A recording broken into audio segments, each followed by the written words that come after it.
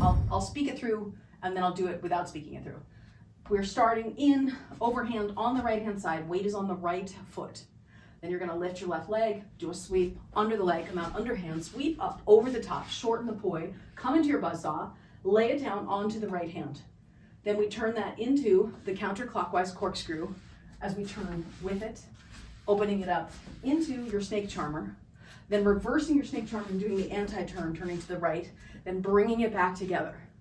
Then you're going to release that into regular length, turn with it, then come up into the pinwheel looking up, so you have a nice clean line, turn left into your overhand weave, turn right to your underhand weave, turn left to your overhand weave, turn right to your underhand weave, come up into your pinwheel again, bring it down into your overhand weave again, open your legs, stall your left poi between your legs, come into the overhand butterfly, take out right, take out left, go up right, go up left, repeat, so right out, right up, left up, and then overhand opposite pinwheel, coming down into that thread the needle, and then we're gonna double stall out, big scoop up over the top and drop stall.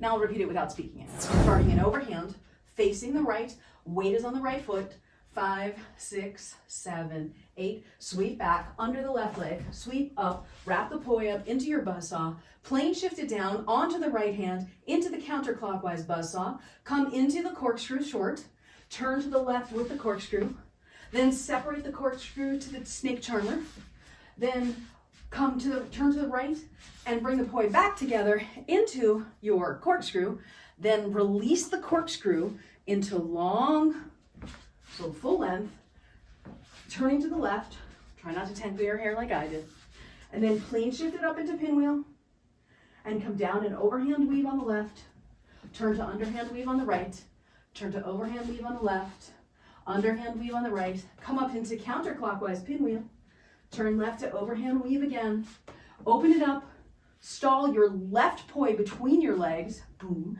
turn to the right into overhand butterfly, and then we'll do right takeout, left takeout, right goes up, left goes up, right goes out, left goes out, right goes up, left goes up, and then that overhand opposite pinwheel that we did last week, bring it back down into butterfly, and then do your thread the needle, and then double stall out, and bring it up and drop stall.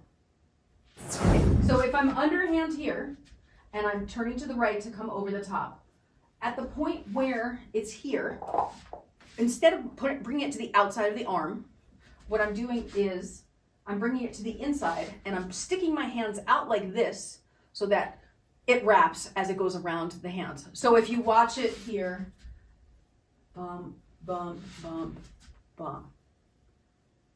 And I'll show you that again. Sweep over, put the hands on the inside, and then wrap it as it goes. As the hand is coming, so if you looked at it from this angle, as I'm coming up over the head, it's a decision point at this point here to not bring it to the outside of the arm, but to bring it to the inside. And then it's technically not wrapping until it comes down and it would be about to hit me in the face. So that's sort of what's a scary bit about this move, because what you have to do is as you come over the top here, you have to stick your hand out to prevent it from thwacking you in the boob or face or whatever. Here we're underhand. And then as you come up over the top, I'll face this way again, just to remind you, as you come up over the top, remember, bring the poi to the inside of the hand and stick your fingers out so that you're bisecting the line of the poi. So your poi should never be on the outside here. As you come over, let it come to the inside in between your arms. We're underhand here, 5, 6, 7, sweep up, wrap the poi into your buzzsaw, and then release it, come under your leg just for good practice.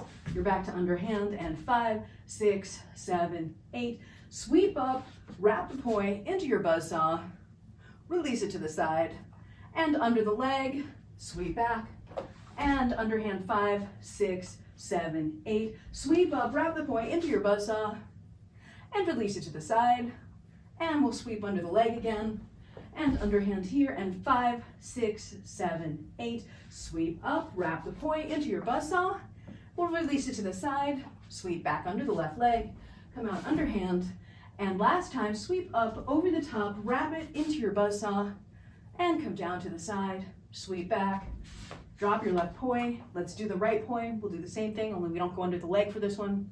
So we're underhand with the right poi. We'll sweep up, wrap it. As you come over the top, you're in your buzzsaw. Release it to the outside, sweep back, your underhand. 5, 6, 7, 8. Sweep up, wrap it up into your buzzsaw. Release to the side, and sweep back, your underhand. 5, 6, 7, 8. Sweep up, wrap the poi in the buzzsaw. Beautiful here. And then we're going to release it to the side and sweep back and underhand. 5, 6, 7, 8. Sweep up over the top, wrap the poi into your buzzsaw. Release to the side. And then we'll do the last one. Sweep back, come underhand. 5, 6, 7, 8. Sweep up over the top, wrap it into the buzzsaw. Release to the side, sweep back. Now we'll do it with both poi. We're both underhand here. Here we go, moment of truth. Underhand. And here we go, we're gonna sweep up over the top, wrap the poi, come into your buzzsaw, and then release it to the side. And then we're gonna sweep back under the left leg. So weight's on your right foot, sweep back under the left leg. You come out underhand here.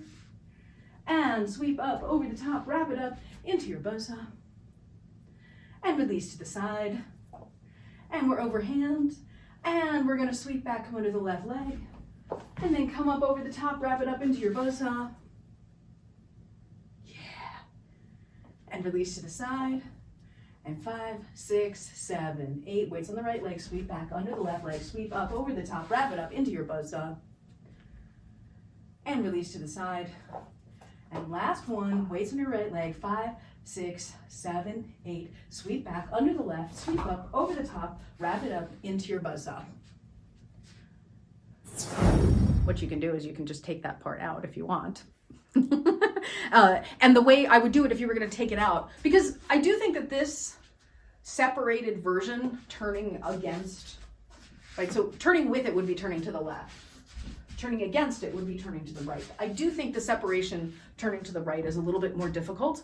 The drills for this would be one hand at a time with your hands out here, turning to the right. And then what I would do to prevent dizziness is I would do 1 360 to the right, 1 360 to the left, 1 360 to the right, and then just keep practicing that until it's comfortable with the one hand. And then do it with the other hand. What you're doing, which is slightly different when you're doing your snake charmer, is your hands are more like this versus like this. This is even harder than this. So I think these drills out here will really help you nail it and have it look the slick way that you're looking to have it. If I were going to modify the combo, because there's two things we want to do with the combo. One is we want to give you something you can use immediately, where you could just be practicing it and it's like, oh yeah, I got it. But one is we also want to expand your repertoire. So when you're doing it from your comfort zone, right, perform from your strength, you practice into your weakness, but you perform from your strength. So when you're performing from your strength, here's how I would modify it. I would, after you lay it down onto the buzzsaw, go into your short poi corkscrew, turn, and turn the other way, and take out the snake charmer. That's one option. So you could just completely take out the snake charmer, and that would probably keep you in flow. Another option is, after you lay down on the buzzsaw and you go into your corkscrew, you can go into this and then the snake charmer, and then bring it back together and turn the other way. So you just avoid turning in the snake charmer in the direction you're not comfortable in, and that might work as well. So those are two variations that you could try that will help you have something that you can have performance ready immediately while you still work on expanding your repertoire. This is super subtle coaching. I noticed you have a little bit of the turtling going on as you're trying to plane shift it up. So if you remember to look up as you are plane shifting it up to vertical, that will get you a nice clean vertical line, and I think that'll help you have the precision you were looking for as well. And you have to spread your legs a little bit so that you can do that stall with the left poi between the legs. Feel free to do what I consider to be an incredibly successful performance move where you do the girly arch your back as you're sticking the poi the fire between your legs. It's appealing to the crowd. If you're here like this and you, it works. Sex sells. Arched backs on ladies sells, you know? We got to work with what we got. We do. Especially as more mature women. And this is one of those things, I'm sure I'm making, all you do is just do a drop stall here like this. It's harder to make it, like, it's very easy for you to get wobble like that. So to prevent the wobble, if you, as you're doing the drop stall, you decelerate your arms and use your arms as a brake, and you slow them down as they come down toward the ground so that you get a cleaner stop and it doesn't do this. Right? See all that wobble? Yeah, that's how you eliminate the wobble. Lower the hands as it's coming down and slow it down, absorbing the energy into your arms.